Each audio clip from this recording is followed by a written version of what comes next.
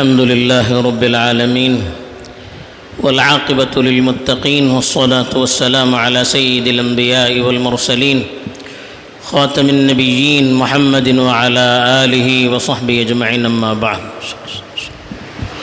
میرے دینی اور ایمانی بھائیوں، بزرگوں اور دوستوں، ہم اور آپ کو معلوم ہے کہ اللہ کے نبی صلی اللہ علیہ وسلم آخری نبی ہے۔ آپ کے بعد اس دنیا میں کوئی دوسرا نبی آنے والا نہیں ہے۔ آپ سے پہلے جو نبوت کا سلسلہ چل رہا تھا، اس سلسلے کو اللہ تعالیٰ نے آپ کے ذریعے سے مکمل کر دیا، اور قرآن مجید میں اعلان بھی کر دیا کہ ما کان محمد ابا احد من رجالکم، کہ محمد تم میں سے کسی مرد کے باپ نہیں ہے، ولکن رسول اللہ وخاتم النبیین، لیکن وہ اللہ کے رسول ہیں اور نبوت کے سلسلے پر مہر لگانے والے ہیں۔ تو اس آیت میں اللہ تعالیٰ نے صاف الفاظ میں واضح کر دیا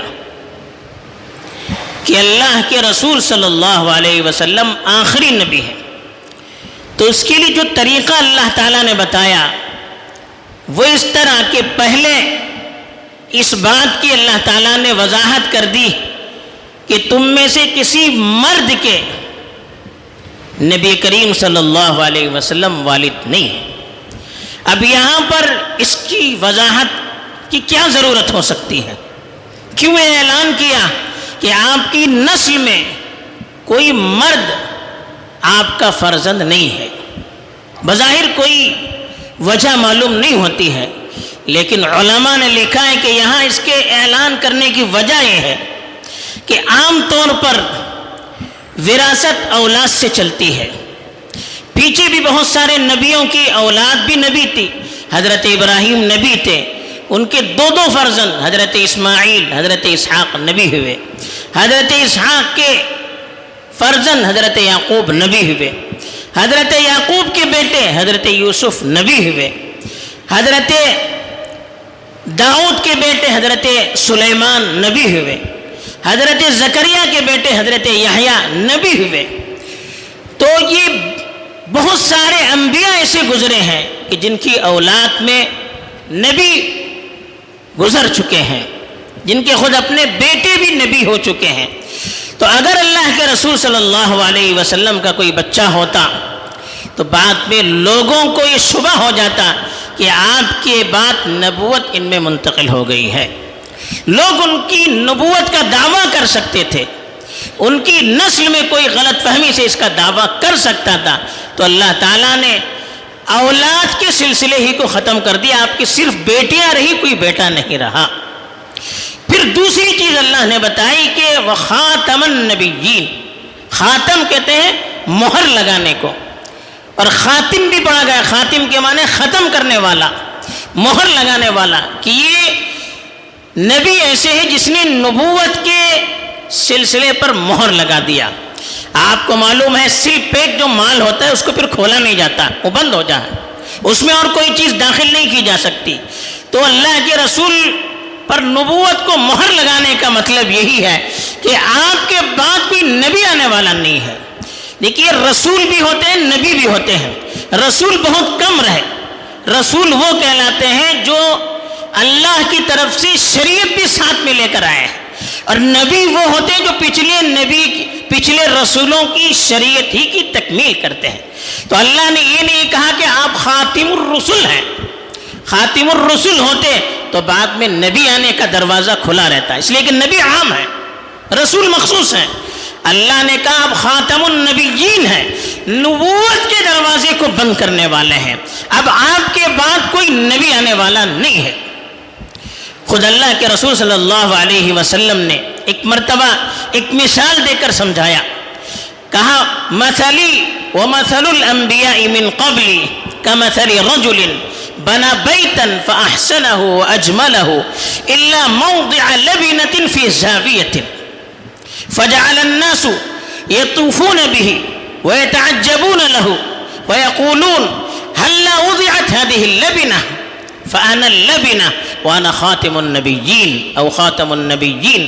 اللہ کے رسول صلی اللہ علیہ وسلم نے فرمایا کہ میری اور مجھ سے پہلے جو انبیاء گزر چکے ہیں ان کی مثال ایسی ہے جیسے ایک شخص ہے، اس نے بہت اچھی عمارت تعمیر کی، بڑا اچھا محل تعمیر کیا، پورا محل بڑا خوبصورت بہت اچھا ہے، لیکن ایک اینٹ کی جگہ اس میں بچی ہوئی ہے. اب لوگ اس عمارت کو دیکھنے کے لیے آنے لگے اور دیکھ کر تعجب کرنے لگے کہ کتنی خوبصورت عمارت ہے، کتنی شاندار عمارت ہے، لیکن کہنے لگے کہ یہ ایک اینٹ کیوں نہیں لگائی گئی، اس ایک اینٹ کو کیوں چھوڑا گیا جو ساری عمارت کے حسن کو کرکرا کر رہی ہے. تو اللہ کے رسول نے کہا میں ہی وہ اینٹ ہوں اور میں ہی آخری نبی ہوں، میرے بعد کوئی نبی آنے والا نہیں ہے. جیسے گھر جو اینٹ باقی تھا اس اینٹ کو اس کی جگہ پر لگا کر مکمل ہو گیا، اب وہاں کسی ایک اینٹ کے بھی لگانے کی جگہ باقی نہیں رہی. اللہ کے نبی نے آ کر نبوت کے پورے گھر کو مکمل کر دیا، اب کوئی نبوت کا دعوے دار نہیں رہا. اسی لیے اللہ کے رسول نے کہا کہ انا العاقب الذی لیس بعدہ نبی، کہ میں پیچھے آنے والا ہوں. عاقب کہتے پیچھے آنے والا، جس کے بعد پھر کوئی نبی آنے والا نہیں ہے، بلکہ کہا وختم بی النبیون، نبوت کا سلسلہ مجھ پر ختم کر دیا گیا. اب ایسا کیوں؟ بلکہ ایک مرتبہ اللہ کے رسول صلی اللہ علیہ وسلم نے فرمایا لو کان بعدی نبی لکان عمر بن الخطاب، اگر میرے بعد کوئی نبی ہوتا تو عمر بن خطاب ہوتا، چونکہ نبی نہیں ہے میرے بعد تو اس لیے عمر بن خطاب بھی نبی نہیں ہو سکتے. معلوم ہوا کہ اگر آپ کے بعد کوئی نبی آنے والا ہوتا تو وہ عمر ہوتے. عمر نے جب نبوت کا دعویٰ نہیں کیا تو نبوت ختم ہو گئی. اب ایسا کیوں ہے کہ پرانے جو انبیاء تھے ان کے بعد نبیوں کی ضرورت پیش آئی، اللہ کے رسول کے بعد نبوت کی ضرورت کیوں نہیں پیش آئی؟ اس کی وجہ یہ ہے، پہلی چیز تو یہ ہے کہ اللہ کے رسول ساری انسانیت کے لیے نبی بنا کر بھیجے گئے.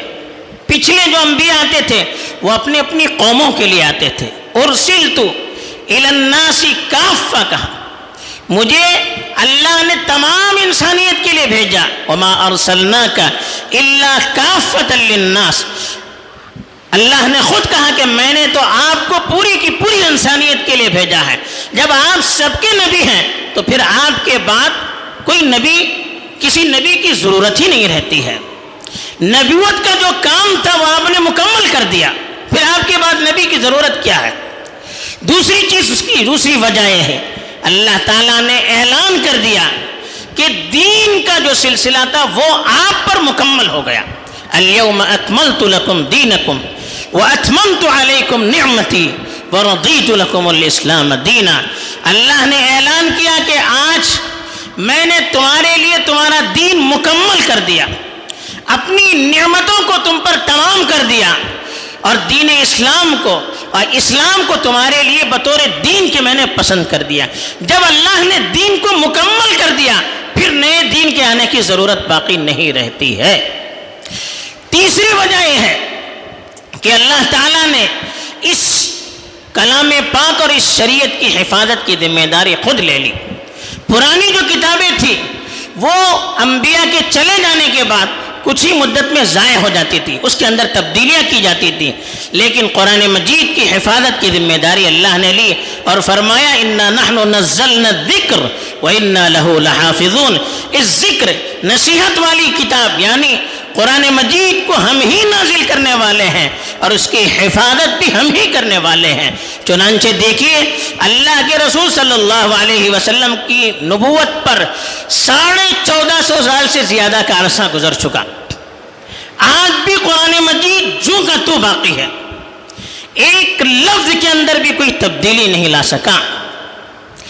آج بھی قرآن مجید سے برابر لوگ فائدہ اٹھا رہے ہیں. آج 1450 سال گزر گئے، مسلمانوں پر بڑے سے بڑے حالات آئے، نئے نئے مسائل آئے، لیکن ہر بار اسی قرآن کی روشنی میں اور رسول اللہ صلی اللہ علیہ وسلم کی جو احادیث مبارکہ تھی ان کی روشنی میں علماء نے ہر مسائل کو حل کیا، ہر مسئلے کو حل کیا. اگر کوئی غلط چیز دین کے اندر داخل کرنا کسی نے چاہا تو بھی علماء نے اسی قرآن کے ذریعے سے اس کا مقابلہ کیا.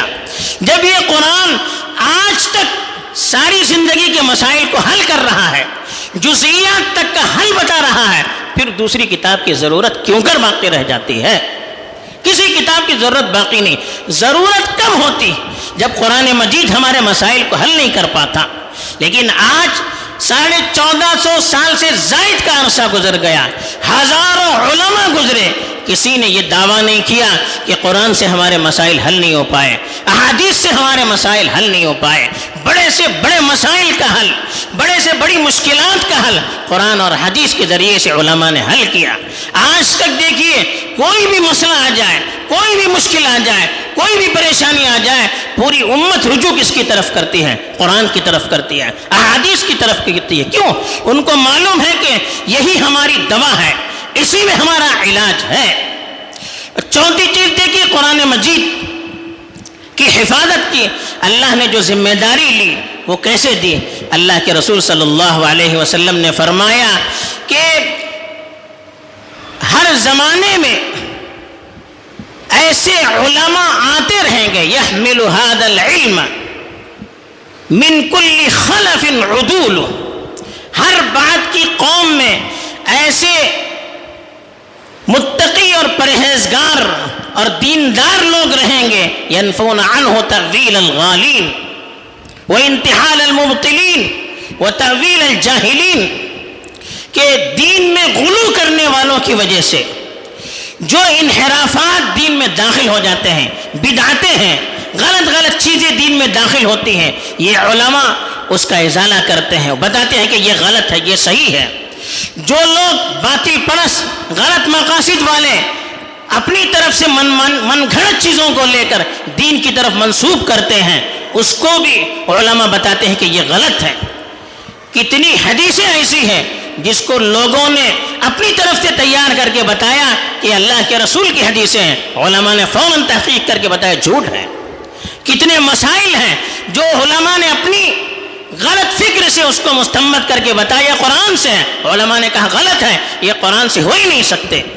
ایسی جاہل لوگ جو غلط سلط قرآن کی تعویلات کرتے ہیں، علماء اس کا رد کرتے ہیں. تو ہر زمانے میں ایسے دیانتدار اور راسخ فی العلم علماء رہے ہیں جنہوں نے ذرا بھی اگر قرآن یا حدیث میں کسی نے تبدیلی لانے کی کوشش کی، کسی غلط مقصد کو قرآن کی طرف منسوب کرنے کی کوشش کی، یا قرآن یا حدیث کے مسائل کو تبدیل کرنے کی کوشش کی، فوراً اس کا جواب دیا ہے.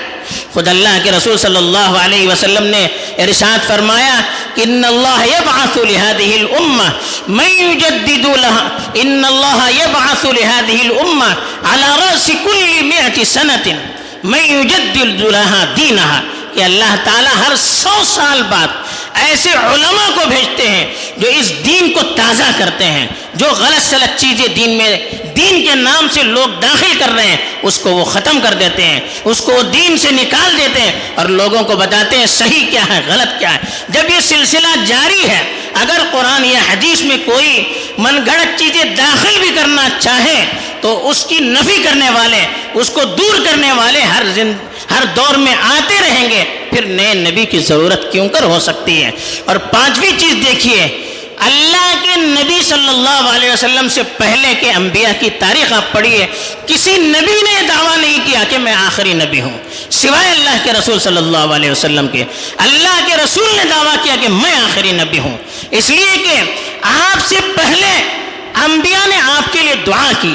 آپ نے کہا نا کہ میں ابراہیم کی دعا کا نتیجہ ہوں، اور حضرت عیسیٰ نے آپ کے بارے میں خوشخبری دی. ایسا کوئی نبی آپ کو نہیں ملے گا، بلکہ پرانی کتابوں میں بھی بتایا گیا وہ نبی آنے والا ہے، مطلب آخری نبی آنے والے ہیں، پھر ان کے بعد کوئی نبی نہیں ہے.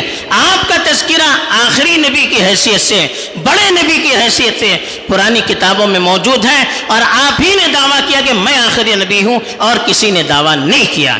اگر ایسا نہ ہوتا تو آپ بھی دعویٰ نہ کرتے، جیسا کہ پچھلے انبیاء نے دعویٰ نہیں کیا تھا. اسی لیے اللہ کے رسول صلی اللہ علیہ وسلم نے فرمایا دیکھیے مجھ پر نبوت کا سلسلہ ختم ہو گیا، اب اگر کوئی کسی طرح سے دعویٰ کرے کہ میں نبی ہوں، یا اس میں کوئی تعویل کر کے بتا دے تو وہ جھوٹا ہے. اللہ کے رسول صلی اللہ علیہ وسلم نے فرمایا وَأَنَّهُ سَيَكُونُ بَعْدِي 30 كَذَّابُونَ كُلُّهُمْ يَزْعُمُ أَنَّهُ نَبِيٌّ وَأَنَا خَاتَمُ النَّبِيِّينَ لَا نَبِيَّ بَعْدِي. کہا کہ میرے بعد 30 جھوٹے آئیں گے جن میں سے ہر ایک دعویٰ کرے گا کہ وہ نبی ہے. یاد رکھیے میں خاتم النبی ہوں، میرے بعد کوئی نبی آنے والا نہیں ہے. اللہ کے رسول نے واضح کر دیا جو بھی کسی طرح سے تعویل کر کے دعویٰ کرے کہ وہ نبی ہے یا ذل نبی ہے یا نبی کی مہر لیے ہوئے ہے یا اور کوئی دعویٰ کرے، وہ نبی نہیں ہو سکتا، وہ جھوٹا ہے. اسی لیے بعض مفسرین نے بہت اچھی بات لکھی ہے کہ جتنے بھی آپ کی نبوت کے بعد لوگ آئے ہیں ان میں سے کوئی سنجیدہ، سمجھدار، دیندار، متقی، پرہیزگار کسی آدمی نے دعویٰ نہیں کیا کہ وہ نبی ہیں.